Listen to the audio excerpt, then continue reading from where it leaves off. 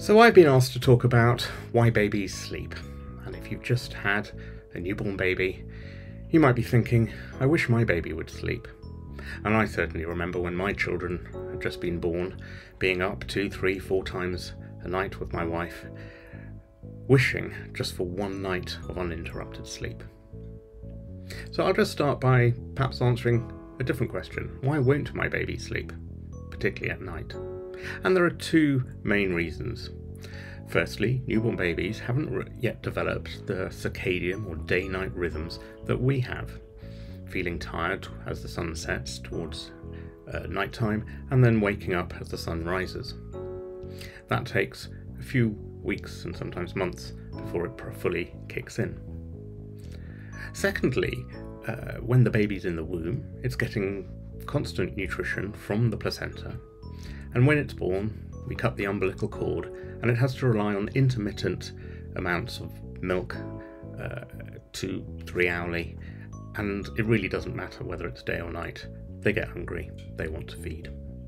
Again, combined with the development of the circadian rhythms, these feeding patterns do tend to space out, and certainly I know from experience that my teenage children don't tend to get up too much in the night for food. So, back to why babies sleep. If you were to actually measure in a 24-hour period how long your baby's asleep for, you might be surprised to learn that they actually sleep for around 16 or 17 hours a day. So what's going on? Well, Matthew Walker, who's written a fantastic book called Why We Sleep, and I thoroughly recommend it, has written, an infant brain without sleep will be a brain ever under-constructed. And essentially, sleep in the newborn is about making connections in the brain which will build a picture of the world outside. So if we think about early brain development, our brain cells start off in the centre of the brain and migrate up towards the surface, or what we call the cortex, and that happens over the first 24 weeks or so of pregnancy. Over the subsequent weeks, these brain cells start making connections with other brain cells. This is called synaptic formation. And by the time a baby is born, most of the brain cells and the synaptic connections are all in place.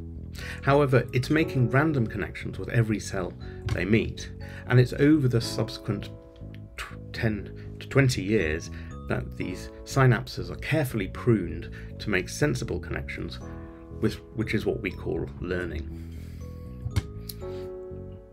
So what is sleep? Well, sleep at any age is essential for life. It serves multiple purposes to ensure not just brain health, but also physical health.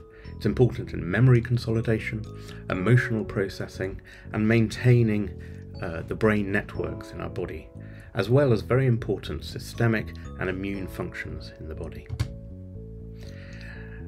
And the definition of sleep, well, we tend to define it by a mixture of physiological measurements, behavioural measurements, and sometimes measurements of electrical activity in the brain. What you find in sleep, universally, there's reduced body movements, there's reduced responsiveness to external stimuli, your eyes tend to be closed, your breathing tends to be slower, and if you put electrodes on the head, there's altered brainwave architecture.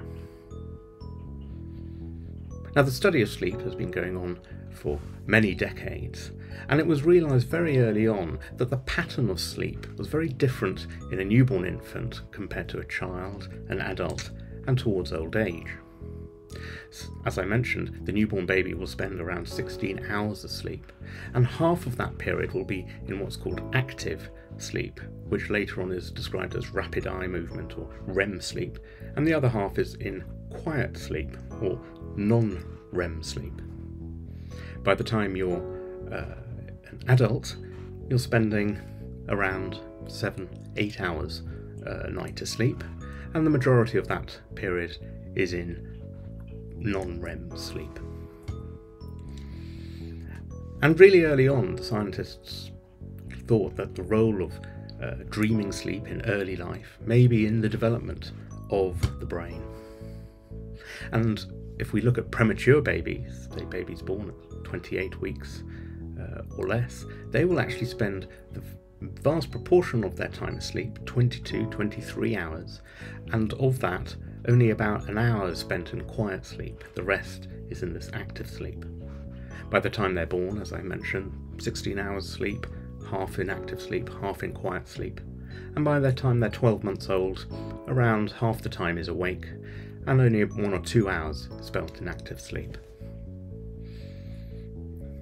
So active sleep, as I mentioned, you get rapid eye movements, breathing is often irregular, the heart rate is sometimes quite variable, you can see their faces moving around, their limbs might twitch. They look as if they're dreaming. In quiet sleep, there's no rapid eye movements, their breathing is very regular, their heart rate is also very regular, and they make very little body movements, apart from the occasional startle. I remember with my son, I used to poke him when he was in quiet sleep, just to make sure that he was still breathing. Of course he was, and my wife would get very cross because I had just woken him up. So I mentioned sleep is really important for the developing brain, and what seems to happen in sleep early on is sensory information is going up to the brain, and initially the sensory and motor systems are developing a map of themselves, and this is the first key feature that a brain needs to make, the sense of embodied self, understanding who they are relative to the outside world. So they're making a map of the world, and this is happening through spontaneous activity in the brain, and this is what's happening during active sleep. So it's perhaps not surprising that premature babies or the babies in the womb are spending a lot of time in active sleep as they build up a sort of rough map of what they think the world might look like.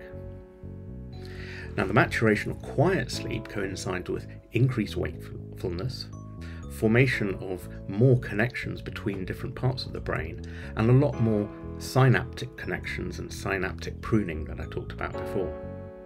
During quiet sleep, waking patterns of neural activity are reactivated, i.e. the information acquired during wakefulness is further processed.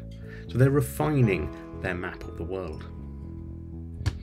So an analogy I like to use is of the early map makers. They were in active sleep.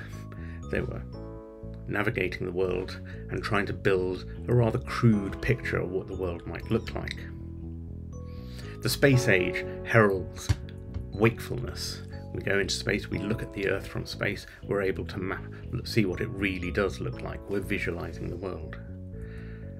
And so we go back to ground, and in quiet sleep, we refine this map of the world we have to build a much more accurate picture. So the next time you see your baby asleep, just marvel at the way they are creating this picture of the world around them, and as they spend more time awake, that picture is further refined.